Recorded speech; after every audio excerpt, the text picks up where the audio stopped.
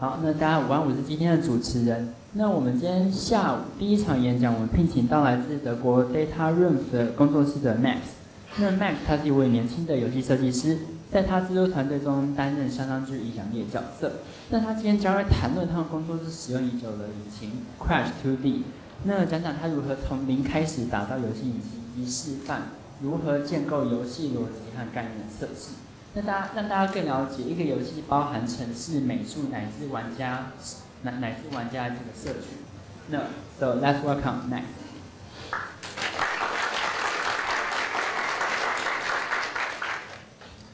Thank you. Okay, I'm talking about our own engine, Crush2D. I'm going to be talking a little about how we use it and the benefits of making our own technology for making a game. And in the end, I'm going to give a hands-on example in the engine, creating some stuff. So you can see how it looks, creating something in the engine, and I can show you some of the things that make our engine very special. So I work for Data Realms. We are known for Cortex Command. Does anyone know Cortex Command? Anyone? No one. Okay. It's about 10 years old or even more, and it was known for also having a very interesting engine. So it had pixel perfect terrain destruction. So if you, for example, shoot a gun, you shoot little holes into the ground, and yeah, it kind of made it special. And Data Realms has this history of making engines like that, because now we're doing it again with Crush2D for Planetoid Pioneers, and we have been working on that engine for over 8 years now.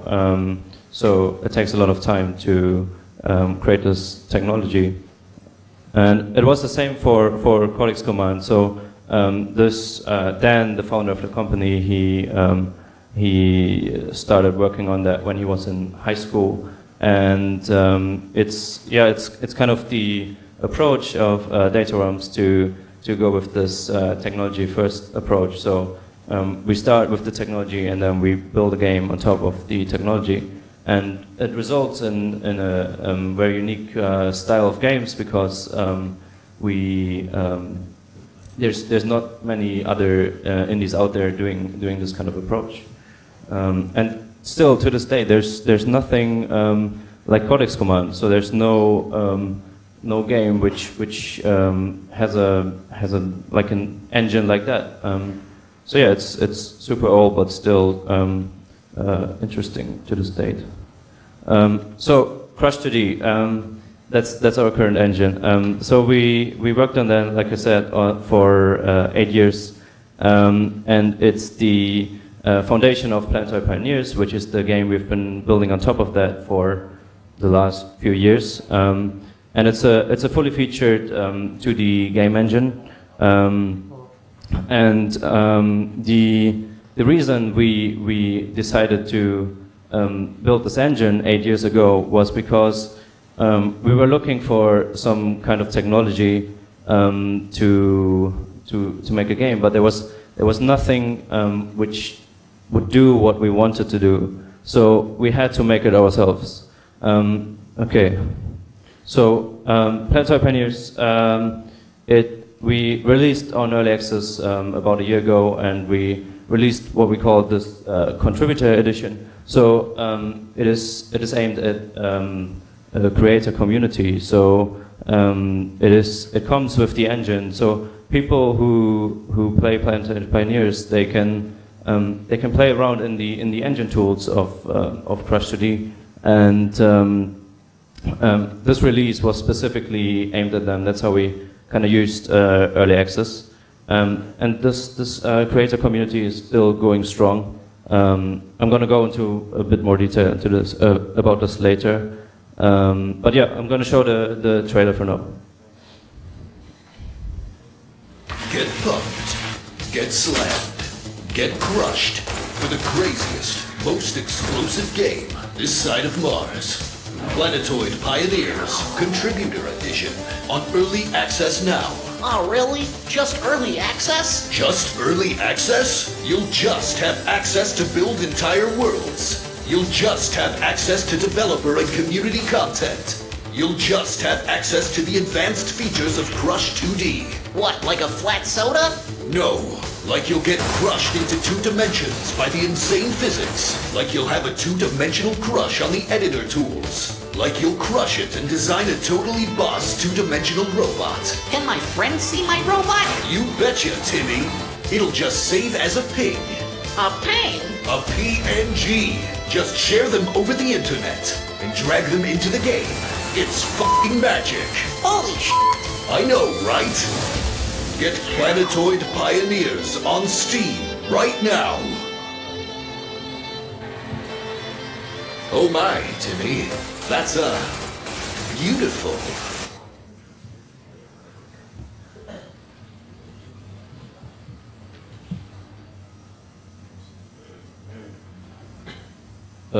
Oops.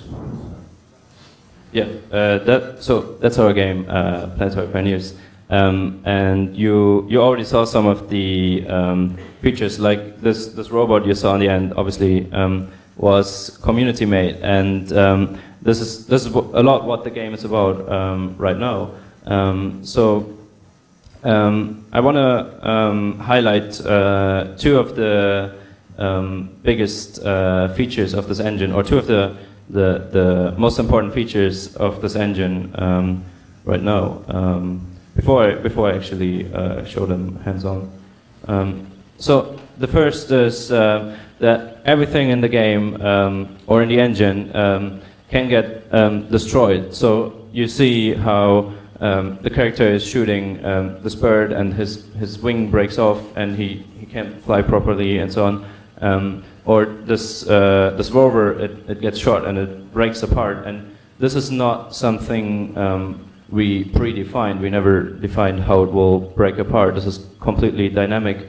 And this works by tessellation. So this works with any kind of arbitrary shape. We can use any kind of image and it will get tessellated. So it has little triangles, and if you say shoot one of these triangles, it breaks out, and it's kind of masked by the engine, so you don't see the hard edges. But yeah, that way anything can break apart. And yeah, it's fully automatic. We don't have to do any kind of work for that. The engine handles that. So the other kind of cool thing is the editor. So we build a very powerful editor, and it is the editor we use, but also the community uses. So it's right in the game. You just press one button and you open the editor, and you can edit anything we made in the game. So this, for example, is this rocket, and we built it in this editor, but a user might just press this button and open the editor, and he can change anything and then test it right in the game. So he can change the textures or change the behavior of the rocket or whatever, and then spawn it in the game and play around with it and see how it works out. And this is really good because it allows us to iterate super quick. We just do a change, spawn it, see how it works, and change it again. And obviously, the result of having an editor like this in the game for every user is that they create a lot of stuff. So we have a lot of very cool community creations, and I'm going to show a little bit of that later. But yeah, this is available for everyone who buys the game right now. Okay, and then obviously we have all the other stuff an engine might have. So we have lights and shadows, and we have very complex particle systems.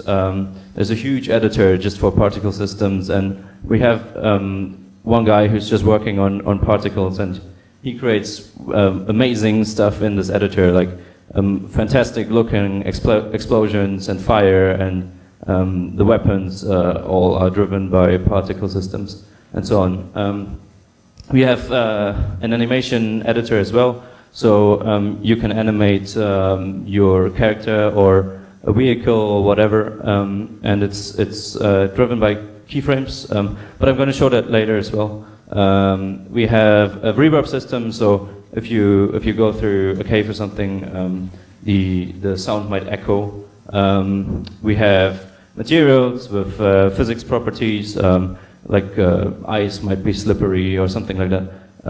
We have local multiplayer and drag and drop. But I'm going to show the important parts of this later. So, what are the benefits of building our own tools? Of building our own engine, we can build our own tools. We could make those tools as easy as possible, and this comes with a lot of benefits because the whole team can use these tools. So, for example, an artist might draw something and he can put it right into the game and see how it works out. It is built for this kind of workflow where every member of the team can use those editors. And also, for example, the sound designer, he might make a sound and he can put it right in the game and test it.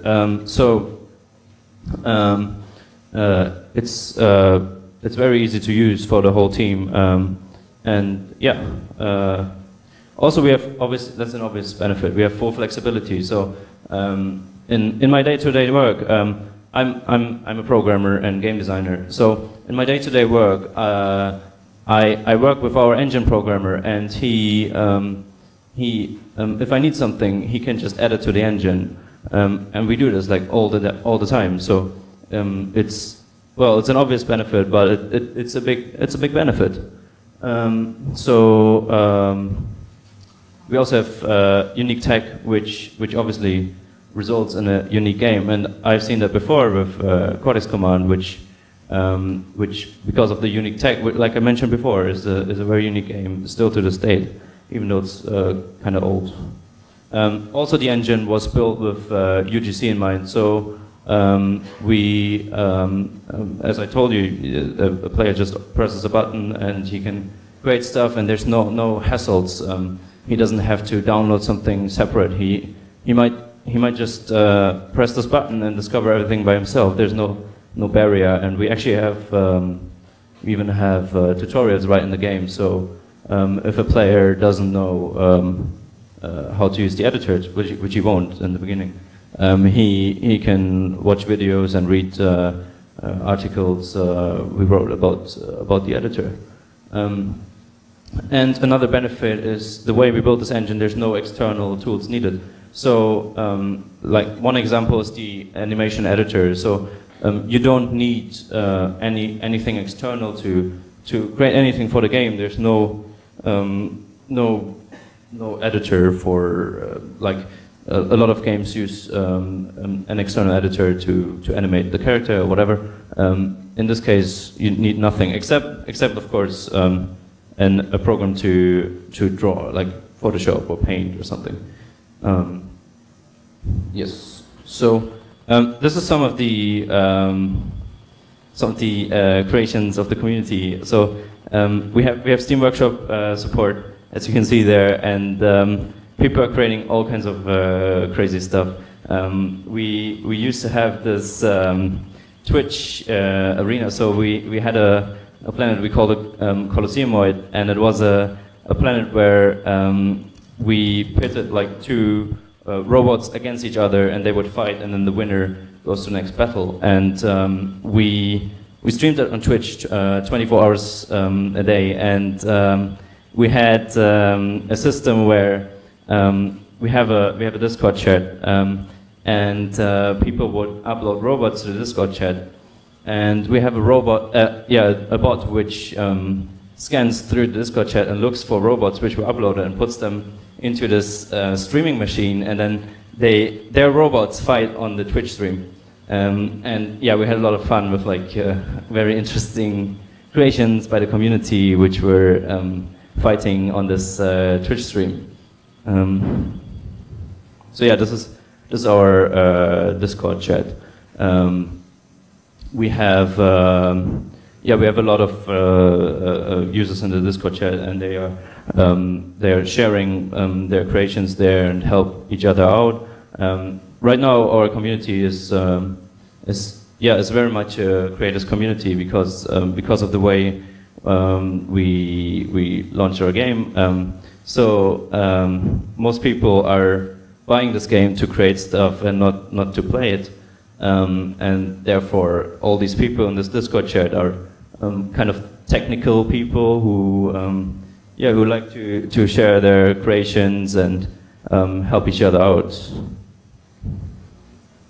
So yeah, the engine is written in C++, and for all the game logic, we use Lua, and this comes with some benefits. For those who don't know, Lua is a scripting language which is very easy to learn, and it has very short code in comparison with C++. It's much more readable and so on.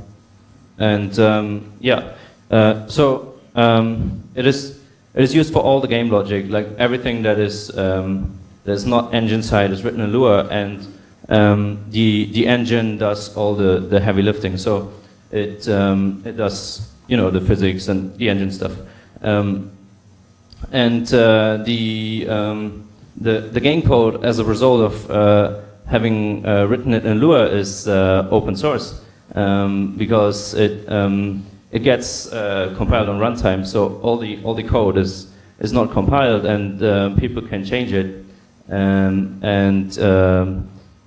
they can see all the code rewritten for the game, and they use that to learn and create their own things and so on. But yeah, I'm gonna show this in a second when I actually go into the game and create something.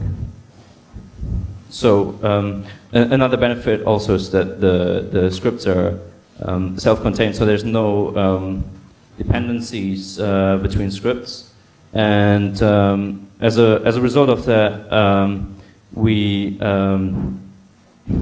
there's no you might notice from other games where you need another mod, so this mod runs, and then if you have another mod, this mod doesn't run anymore, and so on. This is not possible in the engine. And we have a lot of functions which are called by Lua to the engine, and we actually wrote.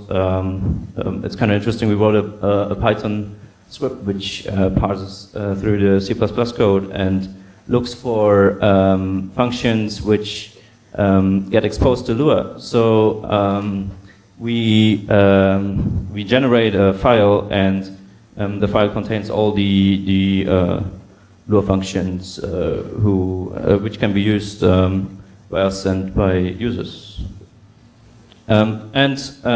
As I've said before, you don't need any external tools, but obviously to write code you need an editor. So what we did is we shipped Zero Brain Studio, which is a Lua kind of IDE, with the game, and it's completely set up. So you normally, if you want to use an editor, you have to set up for the language and connect the debugger and all these things, and that's all already set up. So a player only presses one button in the game when he wants to edit something, and then the Zero Brain opens up, and people can edit or read the code right away. So yeah, let's jump into the game and actually do something. Okay, it needs a second.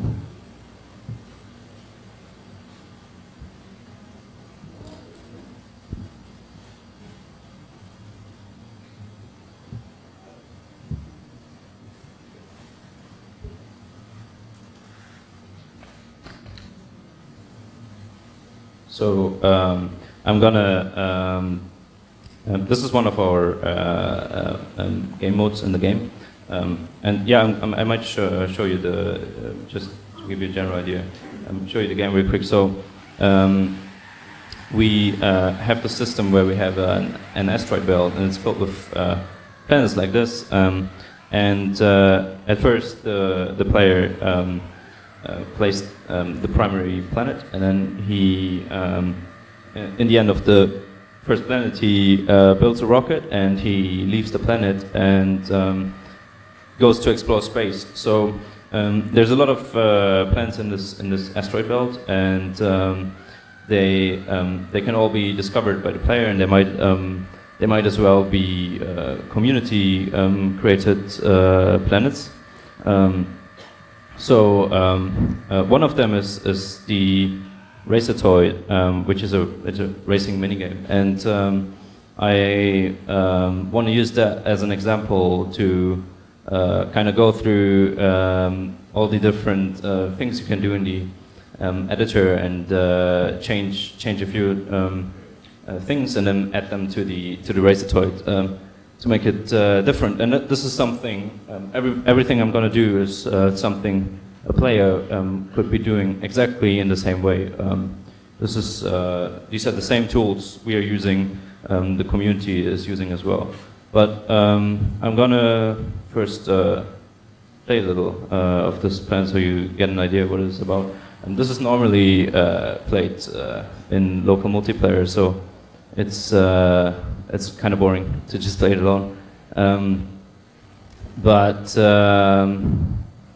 Yeah, it's a racing level, and you have to race around this planet, and eventually you get weapons and you shoot each other and so on. And if you touch the border of the screen, you get eliminated, and you respawn when someone reaches this blue checkpoint. But yeah, so as I've said, you just press one button and you're in the development tools. So let me press that button. So these are the development tools that come with the game, and these are the exact tools we're using as well. So let's start by changing this planet a little bit. The way we build planets is they're actually hollow like this, and we have little parts like this one, and this is hard with just one hand. So we have little parts like this one, and they are drawn by our artists, and then we can obviously combine them to build a level.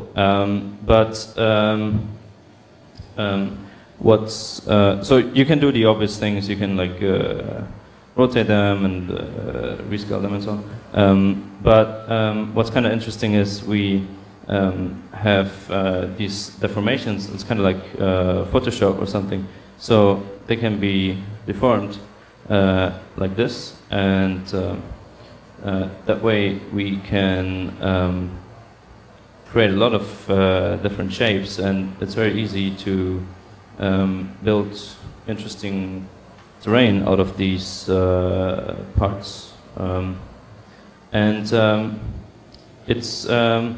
It's very good for the kind of production pipeline, because our artist, he only draws one single piece, and we can use it in a lot of different ways, and it's very little work for the artist, because he draws just one piece, and you could literally build a whole planet out of one art asset, and if it's a well-drawn asset, it won't be visible, because we can deform it so much. And I can show you some of the pieces we have. So there's just a few dirt pieces, and with these we built whole levels which are just out of this piece, and these by the way, all these art assets which you see here, and there's a lot, they all also come with the game. So it's also open source in that sense, that all the art assets we use to create robots and levels and so on, they all are in the editors. So people obviously use them to create their own things. And we also, you might have seen it in the trailer, we also have drag and drop support. So I downloaded this picture of a duck. So you can use any kind of picture and just drag it into the engine, and as long as it has transparent borders, it will be transparent background. It will be getting borders in the engine. So this is fully automated, and I can now use this duck as an asset in the game. I can show you how it is fully working right away. So now there's a duck in my level, and all the other things like the deformation. Oops, the deformation, for example, work as well on the duck. And there's a funny thing I'd like to show. I can turn the whole level actually into ducks. So we just replace every texture with a duck, then the level is built out of ducks. So yeah, that's great. Yeah, I might undo that though. Yeah. So and this, yeah, as I said, this works with any kind of transparent image, and it's fully automated. And it's the same for blueprints. So if I, for example, let's take the so these are by blueprints I mean like vehicles, robots, the player, and so on. So let's take the player as an example. I can also replace his head with the dog. It's also just drag and drop, and then oh wow, it's giant. So now he has like a duck head, and I can insert it right away. So now there's a duck head pioneer. What's kind of interesting is that in this case, it not only automatically finds the collision borders, but it also tessellates the object on the fly. So I can show that here. If I just, I can show the tessellation. It can show the tessellation here. So the duck shape got automatically tessellated, and these were the. This is what I was talking about. This is necessary for the dynamic destruction. So if the duck gets shot, then one of these little triangles gets removed basically, and I can actually make them much smaller to have more destruction detail. But yeah, this works. This is what I was talking about earlier. This is fully automated. So this works with any object, and you can literally find anything of Google image search, because there's this setting to find transparent images, and you can just enter, I don't know, rock or something, and you have a huge selection of rocks which you can put into your level, and yeah, use them like right away. So yeah, okay. So I wanted to change this this level a little bit. So let's remove the things I did here. Okay, so let's say we want to add a new vehicle to this race. So, for example, there's this tank, and or actually there's a different one. This one. So let's say we want to add a new vehicle to this race. Now, I have one important thing.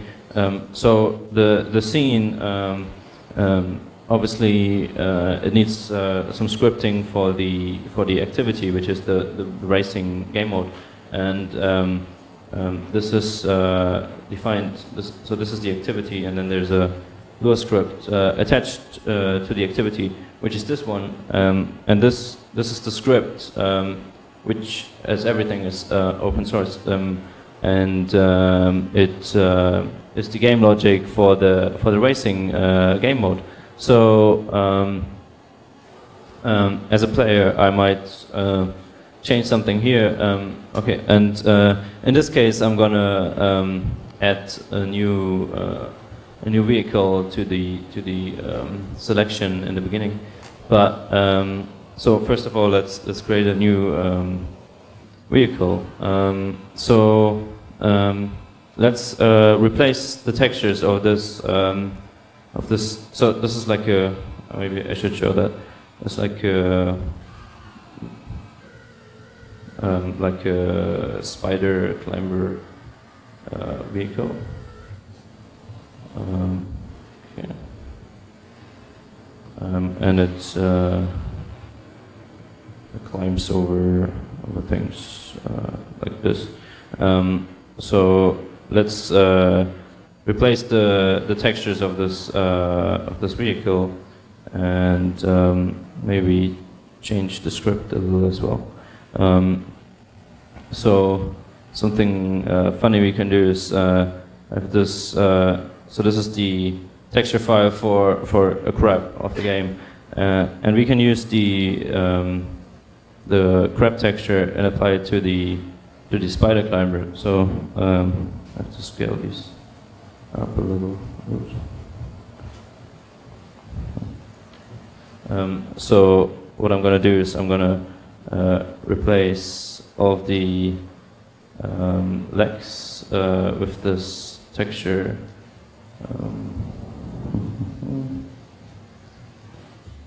Okay, and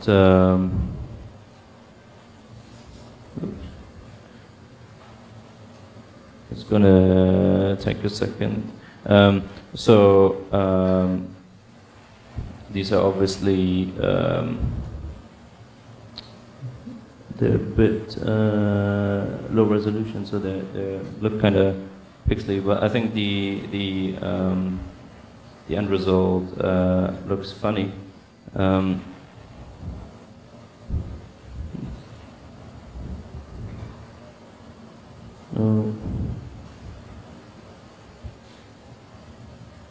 Oh, that's the foot. Yeah, I might just use the crab face as the foot for the climber. I'm just gonna, to save time, I'm just gonna replace the front legs. There's two legs behind each other. So this. And this one. And what I can actually do is, so I was talking about how I can kind of edit this in real time. So I can spawn this in. Oops. Oh, I just teleported into the finish line. Oops. But yeah, I can just spawn this in and test my creation. So let's see how this works. It looks very messy. So this is this is the crap version, the half-finished crap version of the climber vehicle. That way I can test my creation right in the game, and then do the last changes. And this allows for a very quick iteration, because I can test it right away. So let's replace this.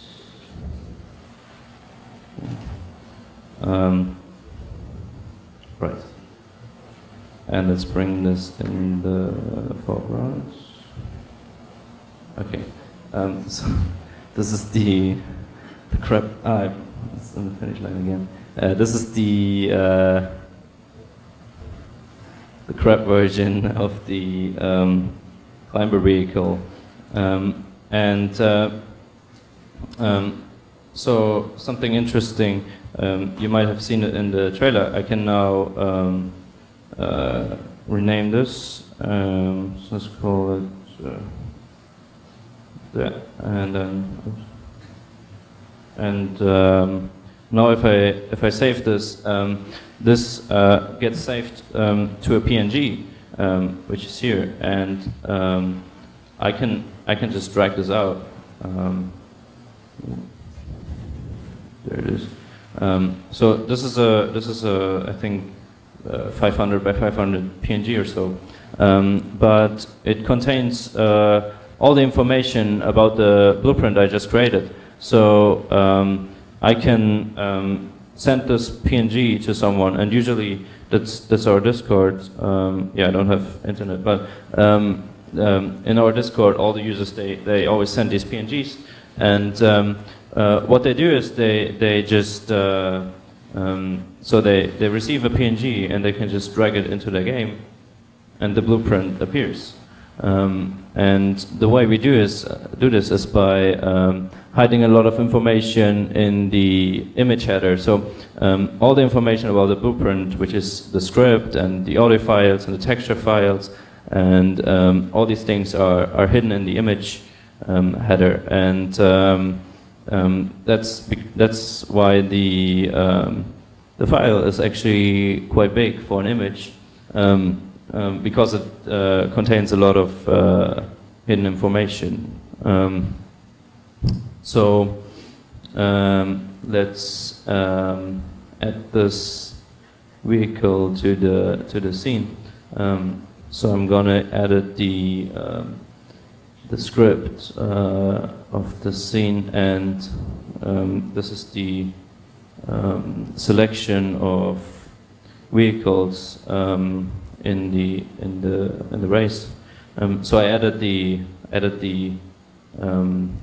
crab climber here, and now if I restart the scene.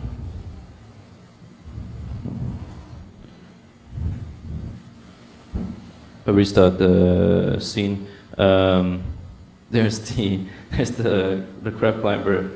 Well, and yeah, the player can select it. And actually, I think I can remove this.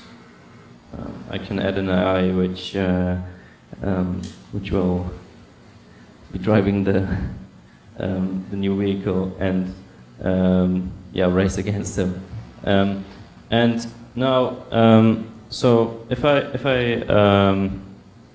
create a scene like this, and I not just want to share one of my blueprints, which is the scrap thing I just created, but I actually want to share the whole scene, and it has a lot of dependencies, then I can also share the scene as an image. So I have my scene library here, and here's the racing scene, and I can also drag this out, and this is the same way like the blueprint. It's also an image with a lot of hidden information in it. So it's super pixely, but you can drag this into your game and load the scene. I just change a little bit, and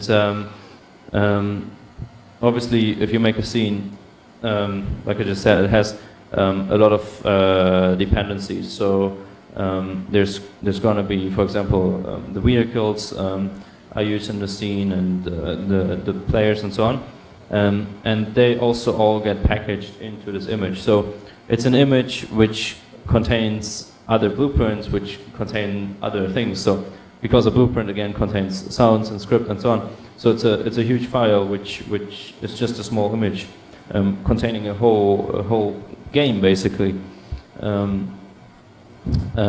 So yeah, that's how our players share scenes right now.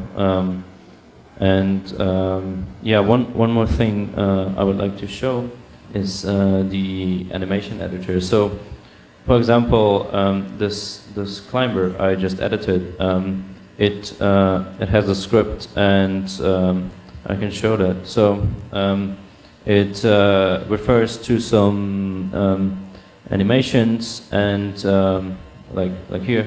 And these animations are defined in the editor. So I was talking about this earlier, how we use keyframes. So there's a bunch of movements, and what the script does is it basically cycles the joints through them. So it moves from one keyframe to another, so if I play this, it looks like this, and it's completely smooth. And now if I want to, for example, change his walking animation, then I can just find the walking keyframes and just move the individual parts. So let's say he should do this. Then I do this for each animation, for each keyframe, I mean, and then so this is just a random edit. But if I now play the walking keyframes, you see how he moves his legs up like this, and yeah, I think if I spawn him here, then oops. So now if I spawn it with this change, then oops. Wow.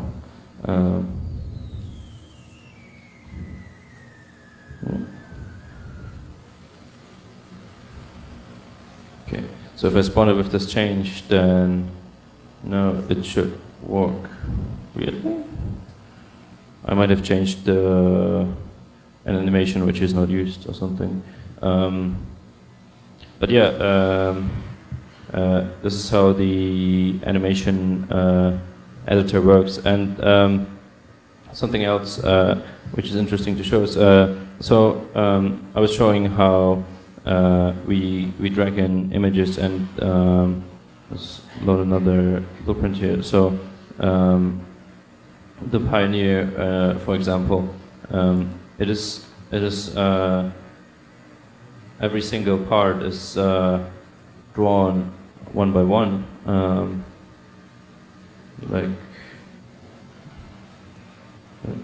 like this. So let me make this bigger. So every single part is drawn like this, and in the editor we then assemble this blueprint. So we have all the single parts here, and then they get jointed together, and we have this interesting 3D view. So you can see how the Pioneer has, for example, behind the helmet he has a skull, and yeah, you see how he's assembled part by part, and yeah, these are the parts which are then used in the animations, and are moved individually where they are jointed together. And we have a whole a huge editor for joints and for each of these components. So these are the joints, and they have a lot of things you can define, like how they how much friction they have, and angular springs which hold them in place, and how they break, and all these things. And then there's also an individual editor for the object. So each part of the Pioneer has its own mass, and all these parameters you can define, and how it gets destroyed. And it even has a simulated material. So this is armored flesh, and then we have an editor for the materials, which is this one. And then I can find armored flesh here, and there's all the behaviors of this material defined here. So it has effects for when it gets hit, and when it grinds on a surface, and when a particle penetrates it, and when a particle makes a hole into it, and all these things, and also how it burns, and how it behaves with temperatures, and even how it explodes.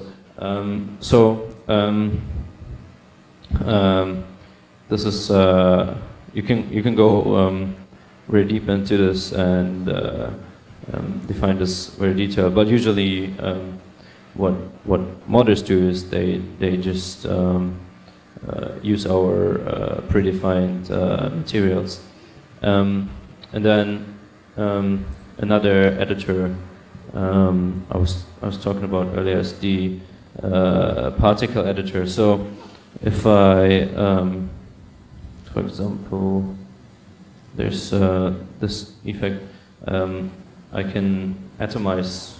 Maybe I should remove this. So this is part of the game. I can you can atomize any kind of object and learn to build it. So for example, I can atomize this rover, and he kind of destroys him and gets resources from it. But you see these effects, this little stream of resources flowing, and this is these are particle effects. So one example is I can edit those effects. So for example, this is one of the atomizing effects, and I can edit this while it's running in the engine. For example, I can I don't know, let's change the texture or something like that. Yeah, it's not even visible. So this is a huge editor, and there's a lot of settings in there.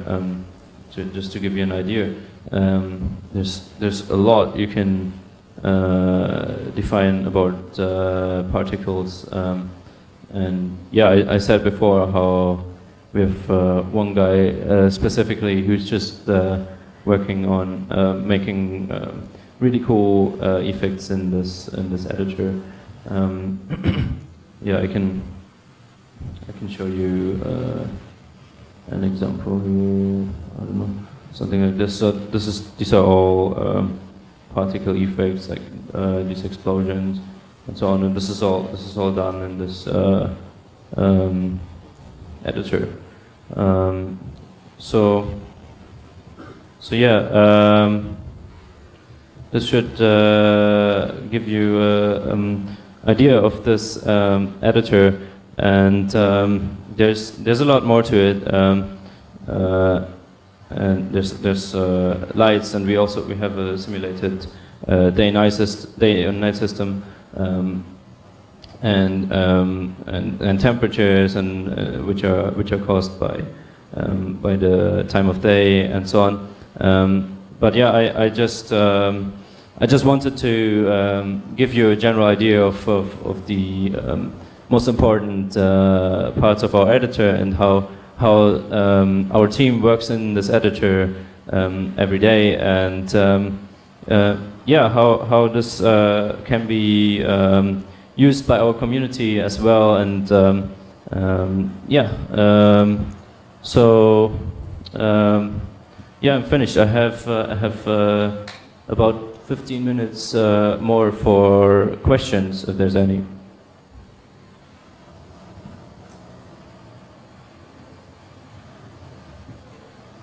喂，有任何问题想问的吗？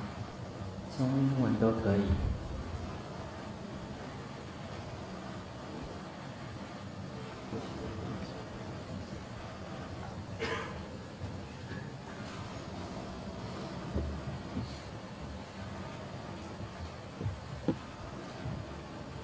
Hi, thanks for the talk. And I'm wondering, are you licensing this engine now for other companies to develop their own game? Hello. So we look into. So we obviously developed this engine with licensing in mind. We the approach is kind of that we call it eating our own dog food. So we make this engine and make our own game in the engine and improve it from what we do. But eventually, the idea is that we license it. And right now, there's no other commercial project done in this engine. But I mean, if anyone is interested in doing that right now, they can contact us. And I'm not sure if it's yet the best time. It would work, but it would probably be smart to maybe wait a little till we finished the game, and then it's gonna be something we think about more, how we can license this and for who this is gonna be interesting and so on.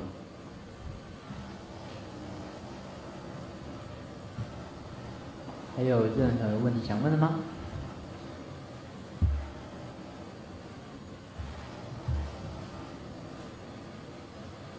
好，没有的话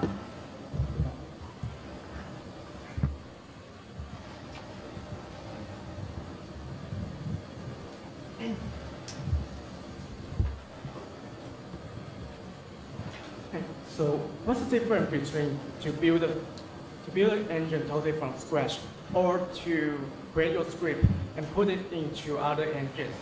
Because the reason you create this is like there are so many functionality that cannot be performed on others' engine, but there are also a lot of open source engine out there. So why not just to create your script and run it on other like engines, so you don't have to like to recreate the wheel which others have already created. So to clarify, you're the mic. To clarify, you're talking about adding this functionality or the functionalities which make our engine special to a different engine. I'm more like wondering about what your thought process from the scratch. Why you have to create it everything from Okay. It's simply things you cannot do that by using something else. You cannot.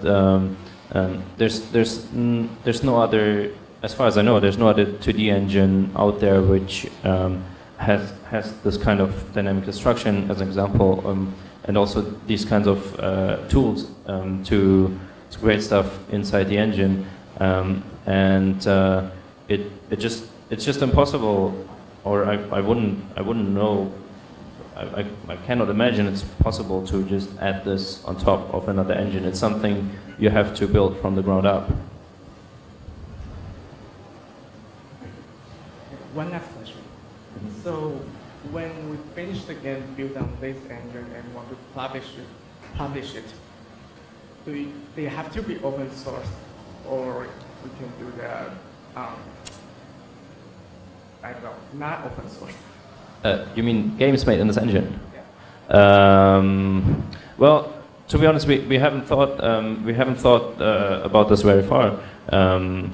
Right now, if nothing gets changed, then as a result of it, it would be open source. But actually, it wouldn't be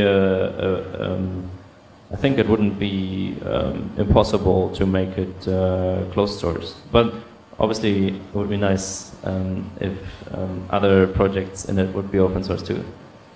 Okay, thank you. 好，还有问题吗？ Okay, so we still got 5 minutes left. So would you like to tell us about your story, or what issue have you encountered when you making this game? Sorry, what issues do we have making this game in our own engine? Yeah, like what problem have you encountered when making this engine? Yeah, we had a bunch of challenges. One of the recent ones is that we at first the technology was kind of developed in isolation for a long time, and there was not really a game to it. And then recently we started ramping up the actual game production, and we created this giant planet, and suddenly we realized our performance is shit.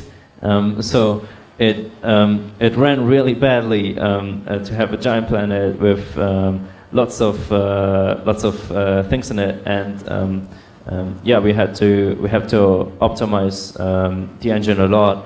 And thankfully now it runs well. So that was one of one of these things which I guess won't happen so much if you use something like Unity, which is already well optimized.